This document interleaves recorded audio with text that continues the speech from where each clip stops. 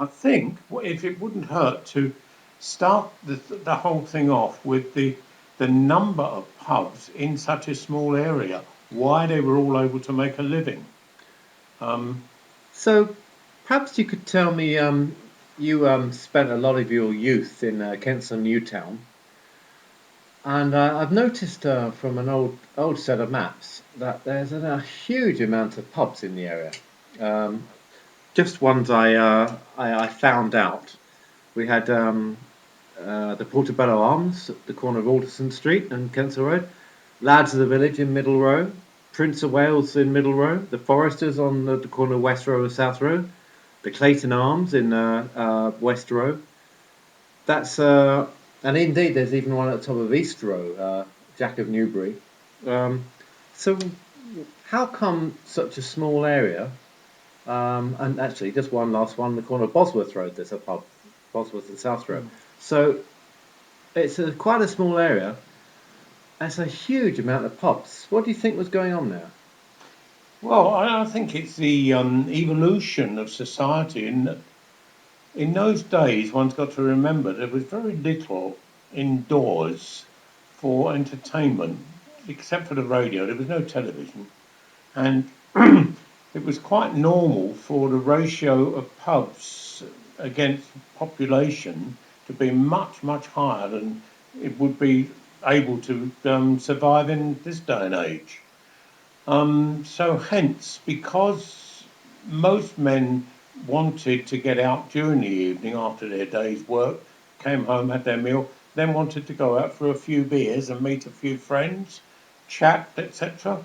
And that was the community get together, if you like. But gradually, over the years, with the advent of other entertainment, jukeboxes and televisions in houses, the need for the pub disappeared. But in those days, there was a real need for that community service that the pub played in serving the people of that area. But you were Um, saying men would go. Were there many women in the pubs? um, yes and no. You sometimes had a sprinkling of women, but unfortunately, women were in those days regarded as playing the important part in bringing up the children, cooking the meals, doing the washing, doing the cleaning, and numerous other tasks that women got involved in, men never did. So, hence, men felt having done a full day's work, they were entitled to go out and have a few beers and the dear little lady stayed in the house to look after the kids, etc. And they spent all the housekeeping on beer. Probably yes, in Yeah, many cases, far more than they should have done. yeah. Um, but with the number of pubs around there, then they all made a very successful living because of the need of a pub as a meeting place for the male community. Um, I can enumerate various pubs around the area and Let's give you a little insight that I know of them. let's do that because what I'll do then as a general introduction, we'll have pub by pub. So I'll just go through the list. I'll just mention the one I haven't listed down. So at the top of East Row, on the corner of Kensal Road, we have a pub called the Jack of Newbury, Mm. um, which unfortunately was bombed in October 1940, and that was the end of the pub, as far as I know. What are Yeah. your memories of it? Well, unfortunately, in 1940, I was only 13 years old, so I was well below the legal age of being able to go into Did a that pub. did that actually mean you never went into a pub, or It did at 13 years old. I think by the age of 16, those of us that looked old enough tried our luck on being served in the pub. Although we were underage, we tried to act older than our age in order to get served. Um, wearing a sharp suit, swaggering well, around, looking like you own whatever, the place? whatever worked. Right. Um, but as I say, Jack and Newbury, I've got to pass on in terms of personal knowledge of it, other than the fact that I was in the area when it got bombed and saw it the next morning as a pile of rubble. That was the Um, first pub in the area to disappear off it was yeah, from enemy action, yeah. yeah. On the corner of Alderson, is it Alderson Street Alderton Street, yeah. and Kensal Road? Alderson, I believe, isn't it? Alderson, Yeah. yes. There's a pub no longer in existence called the Portobello Arms. Yeah. Can you remember? Do you Well, remember the that? Portobello Arms was in existence when I started drinking, and whilst I regarded the Western Arms as my pub, I did tend to go around other pubs, particularly so in view of the fact that I did play piano, and most pubs were looking and not always being very successful in getting a pub pianist. So I would use all of these pubs in the area in sort of turn to go in and have a drink and perhaps play the piano for an hour or so. But quite a pleasant pub, I remember, the Portobello Arms as, and didn't know it very, very well, but it was quite a successful pub, as most of them were in that area. Was it a classic Victorian-looking pub with all the? It was a very old Yeah. pub. I don't know when it was built, but it was quite a traditional style of pub. On the corner of Middle Row and Kensal Road, there's a pub called, or I think it's still there, the Lads of the Village. Well, it was called the Lads of the Village years ago when I was a young man, but I know in latter years, for some reason, they changed the name. But again, I've got to say that it was a successful pub as far as I knew it. I didn't regard it as my local. I went there a few times, played piano in there a couple of times. But a very pleasant pub, as most of them were around there. There's a pub on the corner of Middle Row and South Row called the Prince of Wales. Yes, Did you ever go in there as a young man? I did indeed. Unfortunately, I did tend to spend quite a lot of time in pubs as a youngster. I suppose because I played the piano, I was always able to get free beer by playing the piano for a few hours. But yes, the Prince of Wales again, very pleasant pub, quite a clean pub, and I enjoyed the times I went there. Any particular memory of the landlord or? No, I didn't get to know them that closely. And were pubs in the area? Because I remember when I was a very small kid, was born in 1960. There was a lounge and a saloon that was very, very popular as a way of splitting a pub into two sections. I don't know why did pubs have these two bars? What were the purpose of them? Do you remember? Well, I suppose it was public demand that some people were very content to go into a pub in working clothes and sit on wooden seats with bare scrubbed wooden tables. But there were other sections of the community, whilst they weren't necessarily wealthier than the people that use the public bars, they regarded themselves possibly as a little bit above the class of people that use the public bar and created a demand for the saloon bar, where you have more comfortable seats, better tables, and better decor, etc. And you paid a few pence extra for your drinks for the privilege.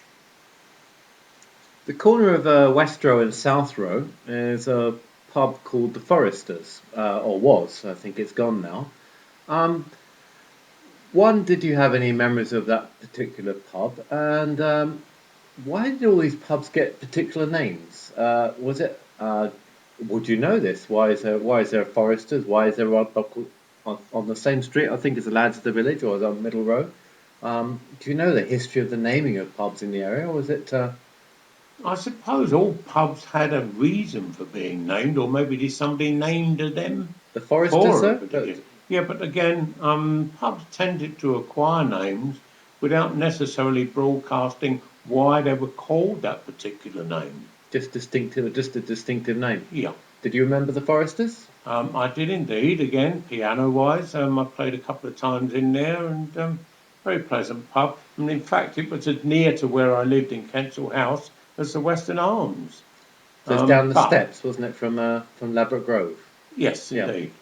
But I suppose it was the quality of the beer in the Western Arms that kept me as a more regular customer than any of the other pubs. Halfway up West Row, behind there's a Deco factory, I think it's called.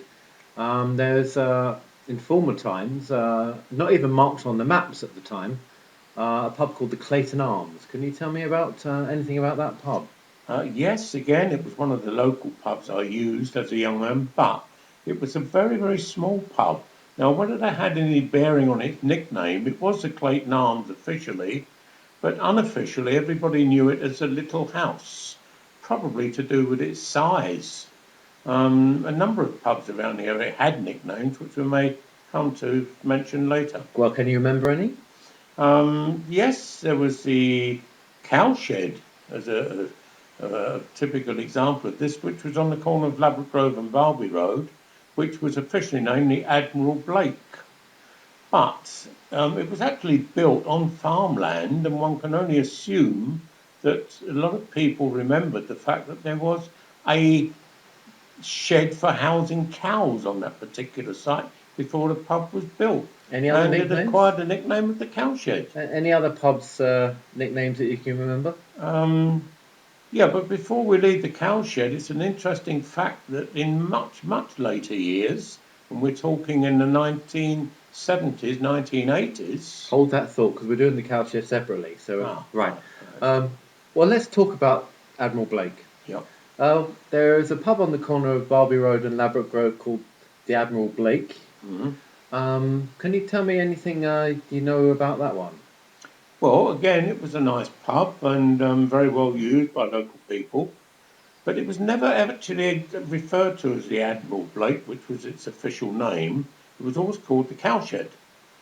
And again, I've got to assume that this was due to the fact that the pub was built on farmland, shown on older maps, and probably there was a some sort of shed there for housing cows. When they built the pub, it became unofficially known as the cowshed.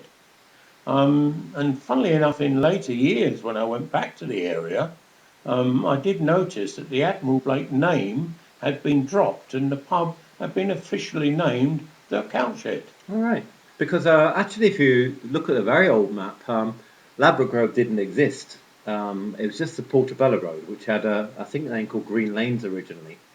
It ran up from down from Notting Hill, down the hill to the Harrow Road, and that existed before the Great Western and I think Great Western Railway, and I think before even the canal was built.